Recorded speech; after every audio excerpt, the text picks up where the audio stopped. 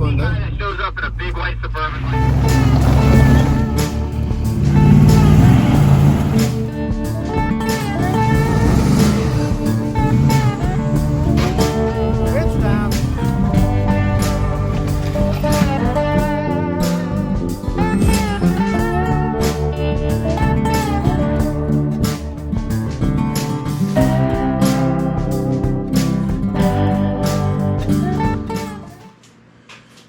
Hey y'all, so this video is going to be a little different today.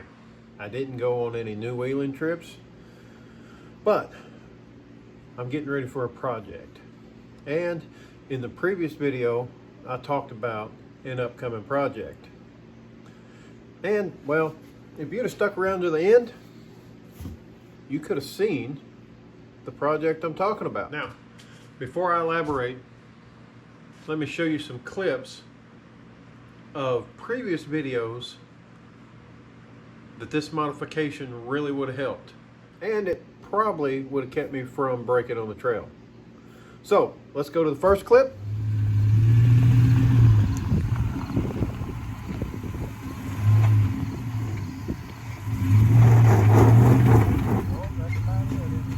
So that's the log at SHW and Commonwealth 4x4's headquarters.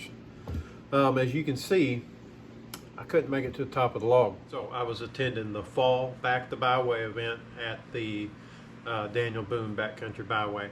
And this clip here is going to be Old Fincastle Road, and this is what I'm calling the Rock. I mean, it's a big rock. I don't know what they call it, but I'm going to call it the Rock.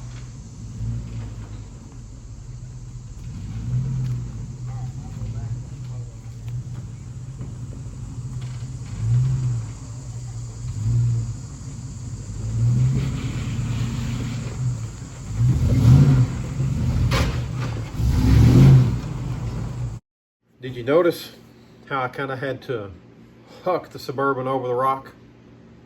Yeah, well, let's see that again.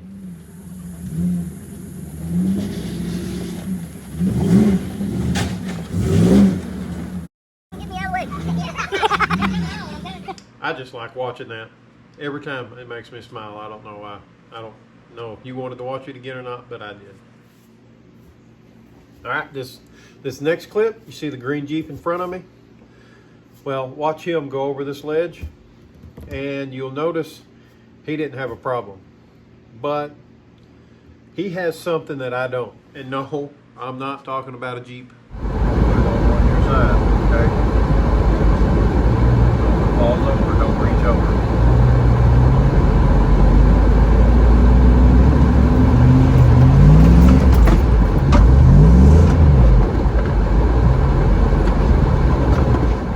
And I had to use momentum to get over the ledge. And well, my prize for being stupid was this right here. So I don't know if you can see what that is. I'll give you a little better view right here. You see that?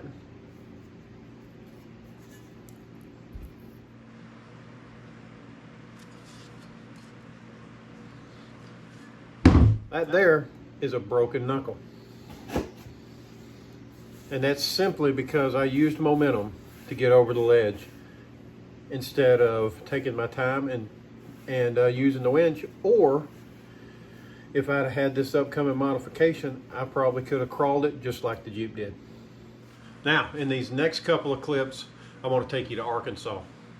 And there wasn't any damage to the Suburban, but there was emotional damage.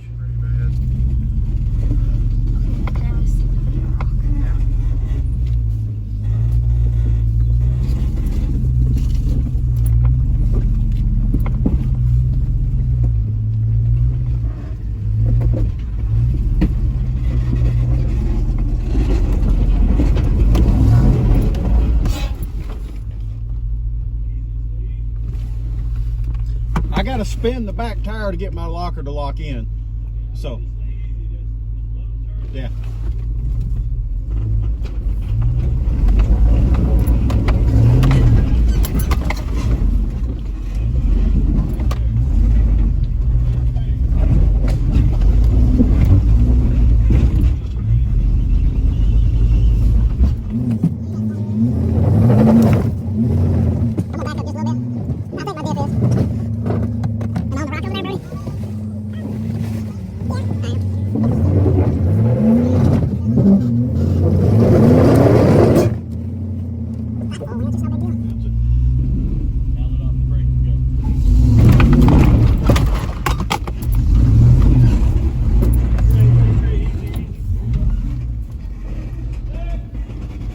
This tree right here, pretty tight.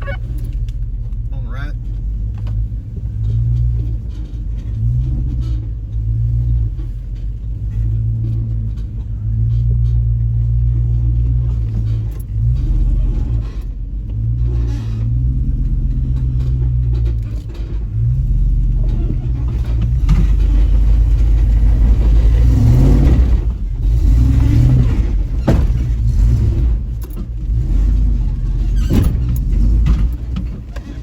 Noise. You don't have to make faces. So this was the guided trip at Rendezvous in the Ozarks 24. The guys leading the trail, they did great. But one thing people don't understand about the G80 locker in a Chevy or GMC or Cadillac, whatever, is it does take some wheel spin to make the locker engage. And every time I've been on a guided trail ride, they've always tried to keep me from spinning the tire.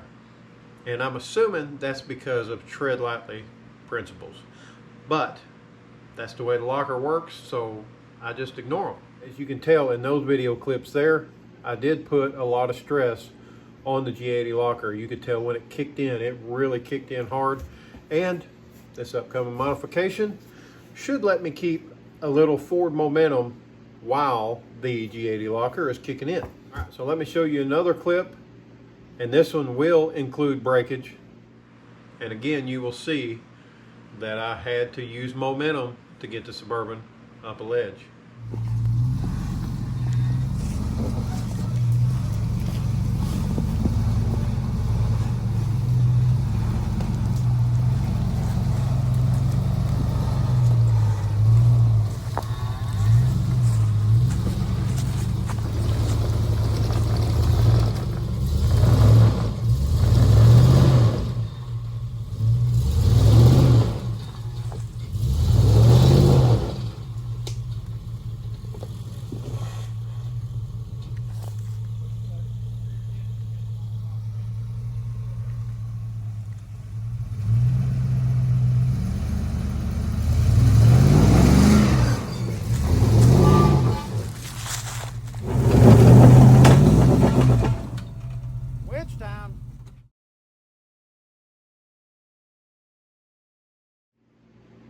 You kind of see a pattern here, right?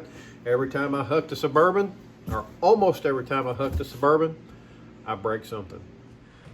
If I would have had this modification right here, I probably could have crawled it. So, I'm assuming by now, you probably have a pretty good idea of my next modification.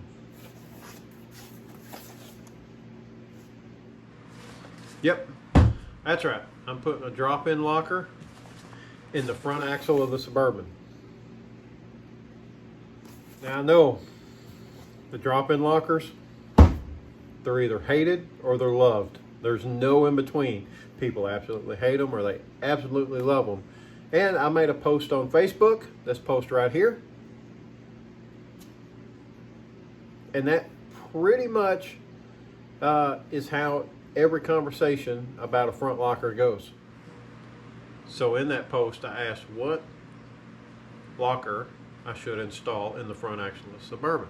And well, the comments were as expected. Like this one, or this one, or even these. But to be honest, before I made that post, I already had my mind made up on what type of locker I was going to install. And that was based simply on cost. I can't go out and spend $1,000 on a front locker. So I had to do something a little more affordable. And this is affordable, even though it is a little more expensive than some of the other brands. And we'll get into the reason why. I did quite a bit of research on finding what front locker, what front drop-in locker I was going to use. And I had it narrowed down to 2 brands. But little did I know they were both owned by the same company. Who'd have guessed it? So one of the brands that I've always heard good things about is Aussie Locker. Now, you have to You have to remember, I come from the Toyota community. Before the Suburban, I always run older Toyotas. I had a first gen Toyota, I had a little 4Runner, and everything on the Toyota forums, yeah, I'm that old, forums, said the Aussie lockers were great. They were affordable, they didn't break, and they just flat out worked.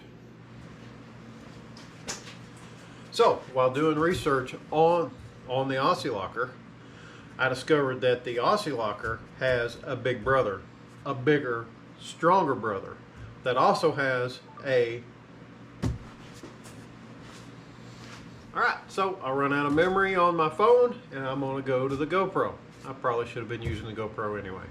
So what I was saying was, when doing research on the Aussie locker, I figured out that the Aussie locker has a bigger, stronger brother, and it has a better warranty than the Aussie locker.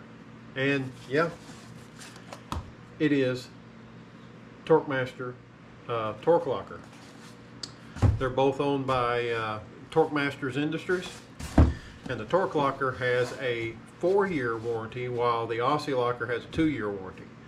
But both of them have no limitations on tire size or horsepower of the vehicle, which is pretty good for either one. So they both work the same way. When power is applied, they lock solid and spin both tires.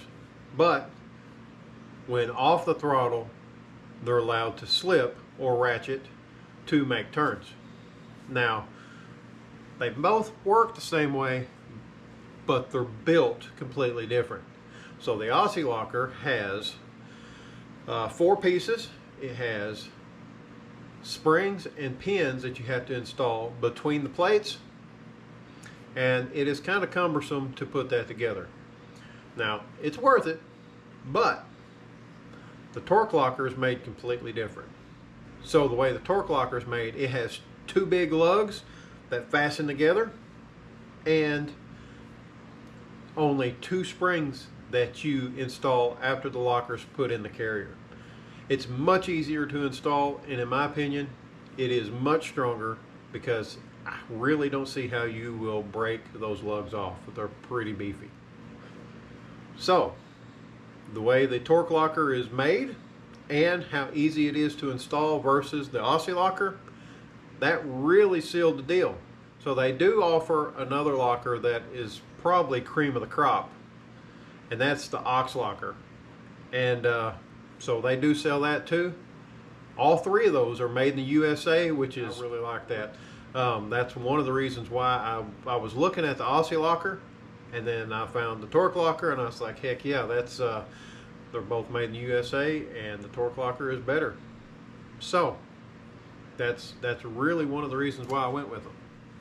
But you know, the Ox locker would probably be the best locker to install in that situation, but it is it's a little out of my price range. Like I said, I can't afford to spend $1,000 on a locker, but maybe who knows, maybe we can work something out, because I have a big project coming up, and it would be really nice to have selectable lockers in that project, because it'll see a lot of road time, and well, we'll get back to that later. I think most of my followers probably know what I'm talking about, and I am ready to get working on that build. So even though I knew what brand locker I was going to go with, I contacted a bunch of other brands too, just to kind of fill out how their customer service was.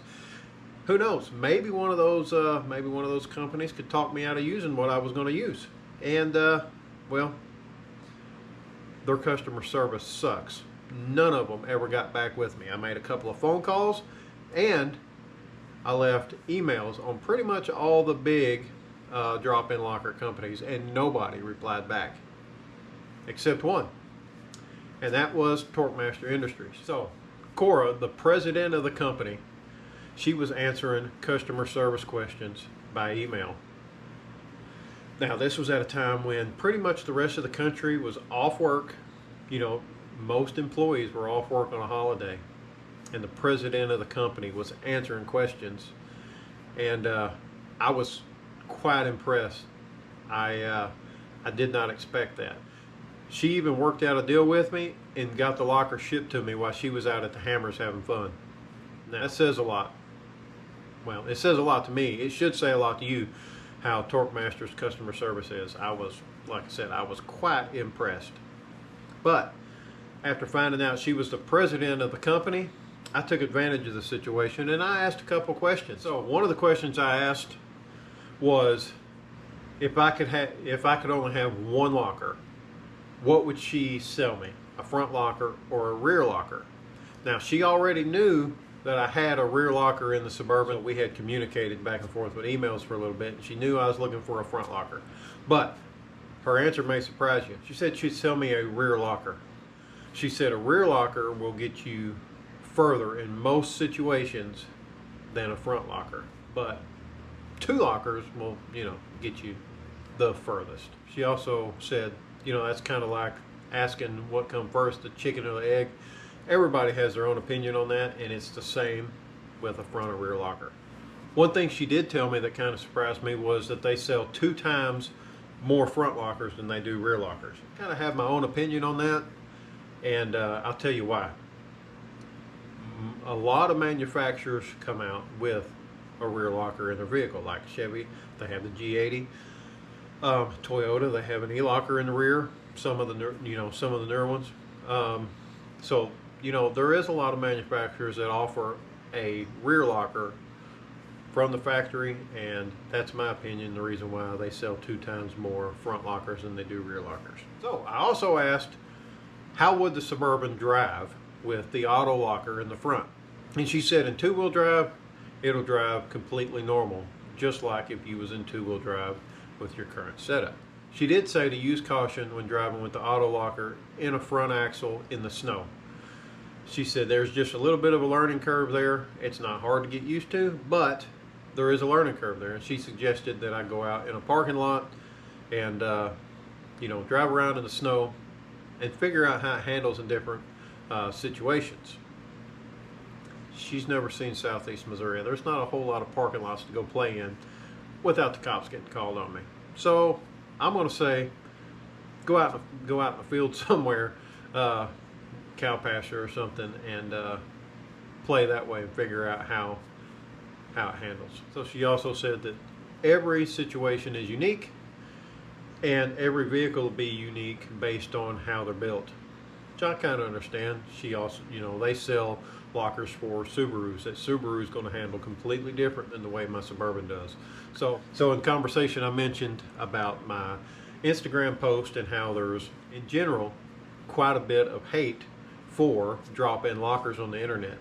She suggests that most people that are against auto lockers in the front axle are just web wheelers that have never really experienced an auto locker in the front axle. Let me ask you, put in the comments, have you ever used a drop-in locker in the front axle of a vehicle? I want to know what kind of vehicle and what brand of drop-in locker you had, and give me the experience you had with it. I just think that would be something kind of neat to see. She does go on to say that an auto locker in the rear does great in the snow, and it will help minimize the need for 4-wheel drive. So say you got a 2-wheel drive truck and you live in an area where you get quite a bit of snow, that would really help you. But she did say there is a slight learning curve to learning to drive in the snow with an auto locker, and said the same thing. Just go out in a parking lot or something and drive it in certain situations and see how it handles and learn how to drive your vehicle. It'd be like when I did the solid axle swap on the Suburban. It drove completely different than the way it did with the IFS, but that don't mean it was bad. It just drove different, and I had to learn to drive it different. So she did say that new drivers, especially those with a manual transmission, may have a little harder time learning how to drive with the auto locker in the rear, but it's nothing that can't be learned. And she also states that the auto locker can be installed in vehicles with both automatic and manual transmissions. I don't know why she had to, why she said that. I don't know if some people think that you can't put an auto locker in a manual transmission. I don't know. She just felt like she needed to add that in there. And, well, I thought I'd let you know too, so maybe you know something that I don't. So if money was not an option and I could purchase any one of the lockers I wanted, what would she suggest that I buy? And her answer may surprise you. It surprised me. I was thinking she was going to say, you're going to buy front and rear aux lockers, and you're going to, you know, they're the most expensive ones she has. So that's what I expected her to try to sell me. But she didn't. Here's what she said. A selectable locker in the rear and an auto locker in the front. Now, that goes against everything you hear on the internet. If you type in anything about a auto locker, a drop-in locker in Google and bring it up, they're going to tell you to only put it in the rear, not the front, to use a selectable locker in the front. And she's telling me the exact opposite. Running a selectable locker, no matter what brand, in the front axle on the trail, you'll be turning it on and off quite a bit to make or to negotiate turns on the trail. And she said constantly turning it on and off and on and off would prematurely wear out the actuator on a locker, on a selectable locker. And you know, I can kind of see that, especially this one really expensive brand that starts with an A. They have a lot of problems. I wonder if that's because people are always fiddling with it on and off, and they wear out. That's just a thought. I asked the question if I would need to disconnect my center axle disconnect to negotiate sharp turns while on the trail. And here's what she had to say about that. She said that there was no need to disconnect the center axle disconnect or to turn out a lockout hub to negotiate sharp turns on the trail, that the auto locker would disengage and re-engage as needed while negotiating the trail. As you can tell, I had quite a lengthy conversation with her, and I need to let you know that I have partnered with Torq Master Industries. But you know, I had already made up my mind what locker I was going to buy just by talking to her, the price, and how it's made. There was no way I was going to buy something else, because the way that thing's made, it is beef. I want to say thank you, Cora, and thank you, Torq Master Industries, for partnering with me on this build. The Suburban is not completely done. It's done enough that with just this front locker, it's probably going to be this way for a long time until I need bigger tires. And bigger tires, well, you know, that means bigger suspension and more shocks. But I do want to thank you for partnering with me on this, and hopefully in the future we can partner up on a much bigger build I have coming up. And yeah, to my YouTube subscribers, yes, I am still planning on building the bus. It's just on the back burner right now, but man, I'm excited to get started on that. So excited, I may go out there and start pulling seats out of it. All right, so in the next episode, we're going to be installing the Torq locker in the Dana 44 underneath the front of the Suburban. Hope the few clips I had of needing a front locker kind of justifies the reason why I wanted the front locker. It's really going to take me a lot more places than what the rear locker and the winch would have. Like I said, I'm excited to get out and use this thing, and I have somebody coming to visit next month, and I think we'll be able to get out and use it in places and compare it with the vehicle that he has. So stay tuned for that. That's going to be a good video. So thanks for watching, y'all. I appreciate it. Have a good one.